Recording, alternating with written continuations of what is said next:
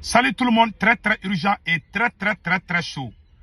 Une manifestation a été organisée aujourd'hui dans la ville de Kidal par les ennemis qui veulent saboter l'image de l'armée malienne, qui veulent saboter la victoire de l'armée malienne, des braves soldats maliens. Mes chers amis, aujourd'hui, dimanche 31 décembre 2023, je vous dis, des complots de déstabilisation sont en cours contre l'AIS. Hier, samedi 30 décembre 2023, il y a eu tentative de coup d'État contre le capitaine Ibrahim Traoré. Au même moment, aujourd'hui, ils ont manipulé quelques personnes, 5 ou 6 personnes, pour manifester contre l'armée malienne.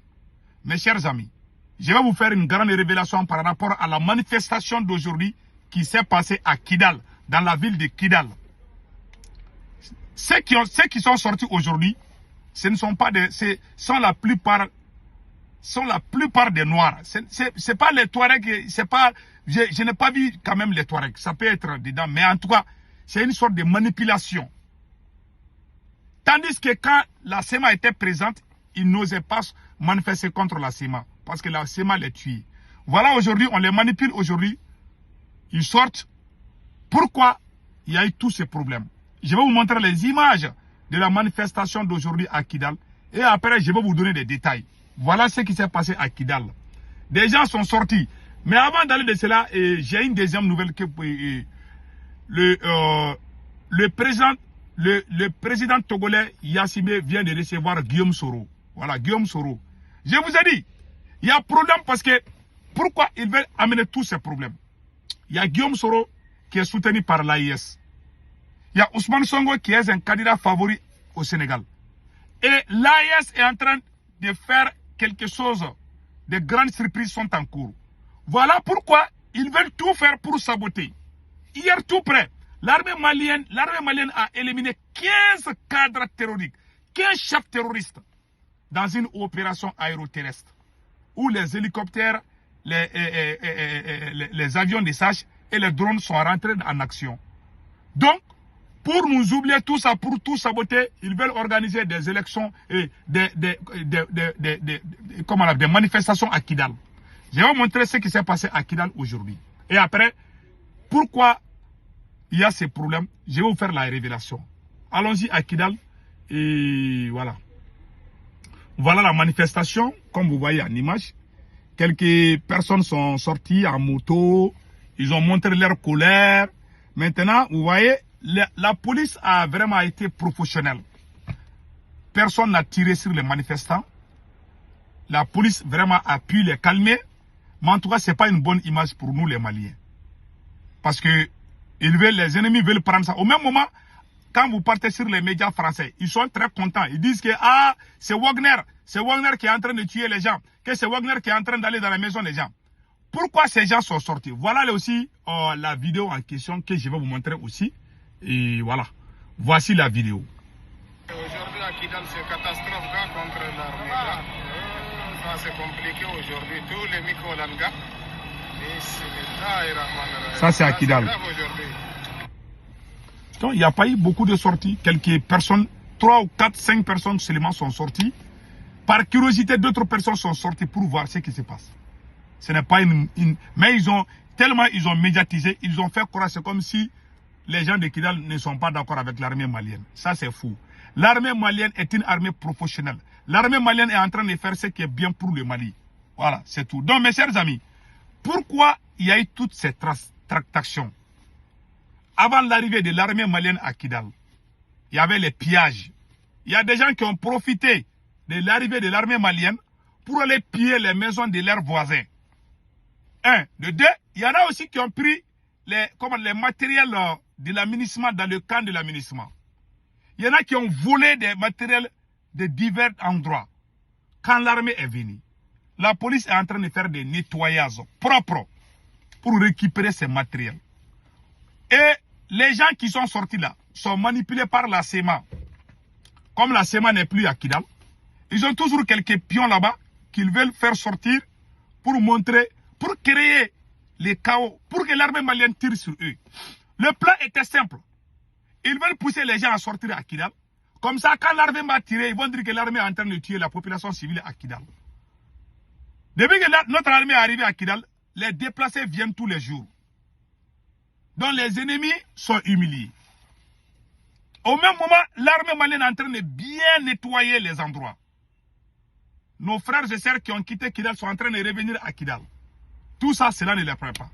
Donc, pour salir l'armée, pour saboter ce boulot propre, ils vont manipuler quelques personnes et ils vont sortir.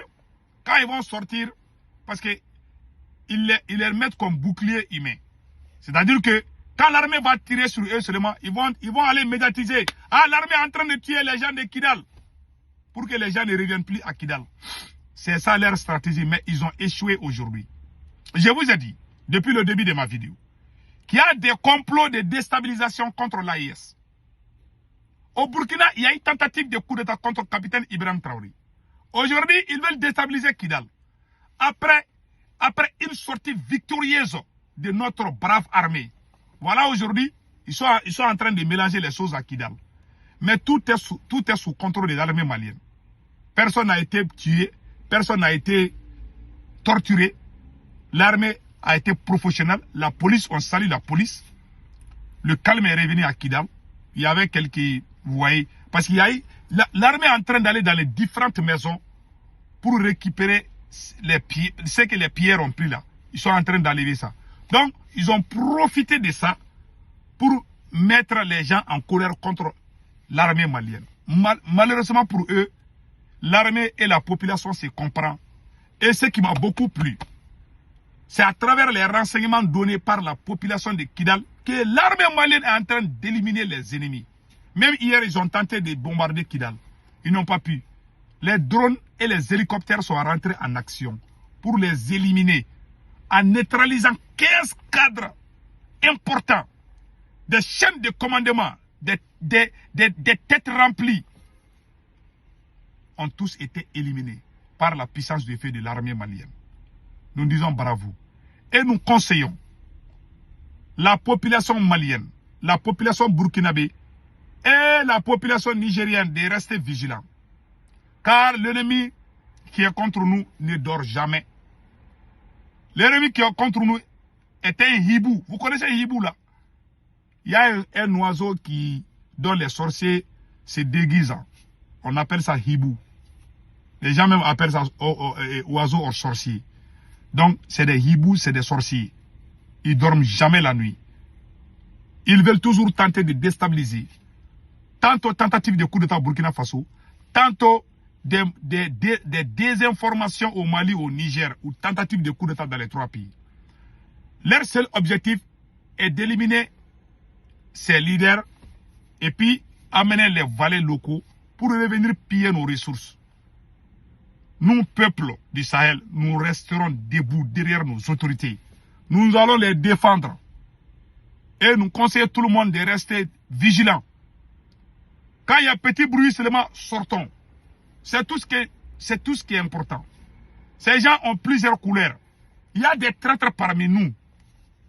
Il y a des gens qui sont des vrais traîtres, qui n'arrivent pas à digérer le fait qu'on veut être indépendant. Il y en a qui veulent mourir esclaves. Ils sont nés esclaves, ils veulent mourir esclaves. Ces gens-là ne vont jamais nous aimer. Que Dieu nous éloigne contre les vampires. Que Dieu nous éloigne contre les valets locaux. Que Dieu nous éloigne contre les traîtres au service des impérialistes. Voilà ce que je voulais vous dire aujourd'hui. Restons vigilants. Et ce qui s'est passé à Kidal m'a trop touché. Mais c'est la vie, ça va aller. N'oublions pas que nous sommes en train de détruire la France à petit feu. Imaginons que Ousmane Sonko devient président du Sénégal. Que Guillaume Soro devient président de la Côte d'Ivoire. C'est fini pour la France. Et c'est cette démarche qui est en train d'être faite. Et ça marche bien. Donc, vous voyez même aujourd'hui le président togolais, Faure Gnassingbé, a reçu Guillaume Soro. Guillaume Soro est au Togo aujourd'hui. Vous voyez? Guillaume Soro a été reçu par le président Faure Gnassingbé, comme vous voyez en image. Ça, c'est Guillaume Soro avec le président Faure Gnassingbé. On vient de voir ça. Donc, vraiment, prions Allah le Tout-Puissant de nous protéger contre les traîtres. Que Dieu protège le Burkina Faso. Que Dieu protège le Mali. Que Dieu protège le Niger. Passez excellent week-end et bonne et heureuse année. Vraiment, qu'Allah le Tout-Puissant nous protège contre les vampires. J'ai oublié une petite anecdote. Un conseil adressé aux autorités maliennes, aux autorités burkinabées et aux autorités nigériennes. Il faut travailler avec les vrais patriotes. Vous voyez les grandes nations qui ont évolué, quand ils voient un bon fils du pays, ils ne te regardent pas deux fois. Directement, ils vont commencer à travailler avec toi. Chez nous en Afrique, tu es patriote, ils vont dire merci, tu es patriote. Mais les autorités s'en fichent, même si tu meurs. Ils ne te protègent pas. Les jours où tu vas mourir, on va dire, on a perdu alors qu'on pouvait t'utiliser pour sauver la nation. C'est comme ça l'Iran est en avance aujourd'hui. La révolution iranienne, ceux qui sont sortis dans les rues, ce sont eux qui sont dans tous les postes clés en Iran. Tant que nous ne faisons pas cela, nous allons toujours recommencer à zéro. Je donne ces conseils aux trois présidents. Ceux qui sont dans les rues là, ceux qui crient pour vous sauver là, il faut vraiment les récupérer et travailler avec eux. Sincèrement. Ça, je vous dis. Hein. Il y a beaucoup de chefs d'État, quand ils viennent au pouvoir, ils vont prendre leurs cousins qui dormaient dans les salons là, ou leurs frères à côté, ou bien leurs sœurs à côté là. Pendant que ceux qui sont avec, c'est ça qui amène la colère, c'est ça qui amène la haine, c'est ça qui amène la vengeance, c'est ça qui amène les renversements. Quand vous voyez, les personnes qui renversent les présidents là, ce sont leurs proches. Ils se sentent trahis, ils vont former quelque chose et puis ils vont venir se venger. Évitons la trahison, restons unis. Je vous donne une anecdote, un exemple frappant. Le président Hugo Chavez, paix à son âme, quand il a pris le pouvoir, c'est un militaire. Hugo Chavez a tenté le coup d'État, ça n'a pas marché. Il est parti aux urnes, il a gagné les élections au Venezuela. Quand il a été élu président du Venezuela en tant que militaire, il a couru vite pour aller en Iran. Il a demandé au président iranien que lui, Hugo Chavez, il vient d'être élu. Je répète, quand Hugo Chavez a été élu président du Venezuela, il est parti prendre conseil aux autorités iraniennes avant d'aller au Cuba. Il a dit aux Iraniens, vous avez fait une révolution et vous êtes en train d'avancer aujourd'hui en matière technologique et tout là. Donnez-moi votre secret. Voilà ce que le vieux Ayatollah Khamenei a dit à Hugo Chavez. Il dit, si tu veux vraiment réussir, tu veux bâtir ta nation, donnez la force au peuple digne. Recrutez les patriotes partout, même s'ils sont dans les trous des rats là, les vrais patriotes, même s'ils sont dans les trous des rats là, il faut creuser ces trous et les prendre et les amener et travailler avec eux. Tant que tu ne fais pas cela, si jamais tu donnes la force à l'armée par rapport à la population, c'est cette armée qui sera utilisée pour te renverser. Ce sont les autorités iraniennes qui ont dit ça à Hugo Chavez. Je ne dis pas de donner des armes à la population plus que les militaires, mais politiquement.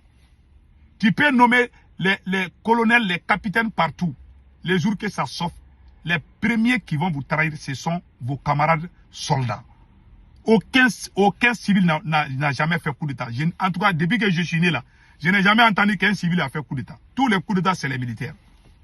Ça, c'est un exemple. Les Iraniens ont dit, il faut renforcer ton armée, il faut équiper ton armée. Mais politiquement, donne la politique, le côté politique au peuple. Unir le peuple. Fais tout pour que le peuple t'admire. Comment le peuple peut t'admirer? Il faut travailler avec les vrais patriotes, ceux qui sont convaincants, ceux qui sont fous de leur nation. Il faut les approcher, il faut les utiliser. Je vous dis, depuis que Hugo Chavez a fait ça là, en mourant, il a donné le pouvoir à Nicolas Maduro. Quand Nicolas Maduro a pris le pouvoir, quelques années après, les Américains ont tenté d'envahir le Venezuela. Le monsieur avait 4 millions de réservistes. Je vais vous faire une grande révélation aujourd'hui. Les chefs militaires, là, beaucoup de chefs militaires étaient déjà sous le complot. Vous voyez au Burkina Faso, combien de militaires ont été arrêtés en temps? C'est-à-dire que toutes ces tentatives-là, quand ils veulent rentrer, quand ils veulent te renverser, ils passent par certains officiers supérieurs de l'armée. Voilà pourquoi je donne ce conseil aux militaires qui sont au pouvoir. Ne pensez pas que c'est votre arme qui vous sauve. C'est le peuple. L'arme du peuple est plus puissante que la bombe atomique. S'il vous plaît, travaillez avec le peuple digne et les vrais patriotes. Ceux qui sont dans les rues là, la même chose en Iran. Les gardiens de la révolution, c'était des jeunes étudiants en 1979 qui sont sortis dans les rues de Téhéran, qui ont renversé, qui ont dit qu'ils ne veulent plus voir le président. Et les militaires sont rentrés dans la danse, ils ont chassé le président qui s'appelait Sarr. C'est à ce moment Ayatollah Khamenei a quitté France pour aller en Iran, accueilli comme héros. Quand ce vieux est venu, il a appelé tous ces grands leaders jeunes avec les chefs militaires. Ils ont travaillé ensemble comme une équipe. Pas de trahison. Pas de trahison. Nous les Noirs, on ne peut pas faire ça. S'il vous plaît, il faut vraiment que vous cassez cette barrière de trahison. On dirait que c'est devenu virus. Le mot trahison est devenu comme virus chez nous les Noirs. Il faut casser cette barrière. Il faut faire comme l'Iran a fait. Il faut faire comme le Venezuela a fait. Il faut faire comme le Cuba a fait. Si vous ne faites pas cela, votre révolution n'ira nulle part. Je vous dis ça aujourd'hui. Vos 3 présidents là, écoutez ces messages-là, c'est très important. Travaillez avec les forces révolutionnaires. Travaillez avec les jeunes ceux qui sont sortis dans les rues de Téhéran en 1970. Ce sont eux qui dirigent, qui sont dans les postes clés. Ce sont eux qui décident ce qui est bien pour la patrie. Mais chez nous, tu es révolutionnaire, on dit merci. Ou bien on t'appelle, on te donne quelques jetons seulement, tu parles, chut, on t'a donné ça. Ils cherchent à te détruire. Au lieu qu'ils te récupèrent, ils pensent qu'ils t'ont déjà payé. Ils vont t'appeler, ok, prends ça là, c'est pour toi. Et puis, toi, tu es déjà payé. Toi, tu ne dois plus parler. Tu ne dois pas être nommé. Tu ne dois même pas être à côté de nous. L'homme noir n'avance pas. Beaucoup de présidents ont fait cette erreur. Et vous, les 3 présidents, vous devez apprendre ces erreurs-là. Vous devez corriger ces erreurs-là. Restez soudés avec le peuple. Si vous faites cela, je vais vous dire, ce peuple qui est derrière vous est plus puissant que la bombe atomique. Ce peuple qui est derrière vous est votre seul soutien. Ce ne sont pas vos cousins qui sont dans les salons, qui vont venir par les postes clés, qui vont vous sauver. Si les gens savent cela, si les gens voient vos parents partout là, et que les forces révolutionnaires sont dehors là, le karma va vous ramasser au pouvoir, un à un. Je vous dis ça aujourd'hui. Je ne veux pas que vous soyez, que quelque chose vous suit, que ce soit karma. Je veux que vous soyez propre, comme un bébé qui vient de naître. Voilà mon conseil. Dans ces 2 jours, je vous donne ces conseils. Restez soudés avec les forces révolutionnaires et les forces dignes. Ce sont eux que vous devez considérer comme votre âme. Après Dieu là, ce sont eux. Poutine a fait, on a posé la question à Poutine. Qu'est-ce qui vous fait perdre la vie? Poutine dit que c'est la foule révoltée. Poutine fait tout pour ne pas blesser cela. Ceux qui vous admirent, ceux qui vous défendent, je vous dis, vous ne pouvez pas les payer. Vous n'avez pas de prix à les payer. L'homme noir pense qu'il peut même payer même Dieu. L'homme noir là, nous on pense qu'on peut payer même Dieu. Il y a des gens qui n'ont pas de prix. Mais chez nous, on t'appelle, ok, prends ça là, ça c'est fini. Et puis, dégage. On ne veut plus même te voir. Toi tu cries, après tu vas voir que le président a nommé son cousin là-bas là. Toi tu es toujours dans les rues, tu ne peux même pas acheter échange. Même si tu ne fais rien là. Un jour, Dieu aussi va amener quelqu'un qui va le trahir. C'est le karma. C'est le karma qui fait que l'homme noir souffre. Tu vois, quand même on meurt là, on fait des confessions. Tellement on est mauvais, on est méchant, on est traître. Donc, il faut guérir ces maladies-là. Ces maladies-là, ça est dans nos veines là, il faut les guérir. Ça, je vous dis ça. Si vous n'essayez pas de guérir ça, de franchir cette barrière, vos révolutions n'iront nulle part, ni au Mali, ni au Burkina, ni au Niger. C'est les mots codés que je vous dis. Ça vaut plusieurs jours que je vous dis ces mots-là. Les vrais révolutionnaires, il faut les récupérer. Il faut que l'État les considère. Il ne faut pas que le président se cache dans son salon. Ah non, je ne vais pas voir les activistes. Non. Ce sont tes vrais amis, tes premiers amis là. Ce sont tes. Tu dois même prendre café avec eux. Chez nous, ce n'est pas facile. Chez nous, c'est que nous on fait là. Quand tu fais ça aux États-Unis, je vous dis, c'est le président même qui va te chercher. Chez nous là, tu vas mourir dans la rue, sa fils. Ils vont dire, ah merci. Il faut qu'on valorise les vraies personnes, les vrais dignes fils. Tant que vous ne faites pas cela en Afrique, l'Afrique n'ira nulle part. Même si le président est bon, il veut construire. Tu ne peux pas construire une nation sans les bons fils. Tu ne peux pas construire une nation avec ta famille, tes proches, avec des clans. On ne peut pas construire une nation comme. On construit une nation avec les dignes fils, les méritants. C'est comme si tu es chef de famille, tu as construit beaucoup de maisons, mais tu n'as pas éduqué tes enfants. Tu n'as pas cherché les rapprochements entre tes enfants qui sont corrects. Tu les as mis à côté, les plus grandes canailles là. tu les approches, les jours tu vas mourir. Tes mauvais enfants, et ils ont déjà pris les dessus. Ils vont tout vendre les maisons et les bons enfants vont pleurer. Ah papa, je t'aimais, je voulais t'aider, maintenant tu m'as mis à l'écart. Voilà, l'autre il est en train de vendre. C'est ça qui arrive à la fin.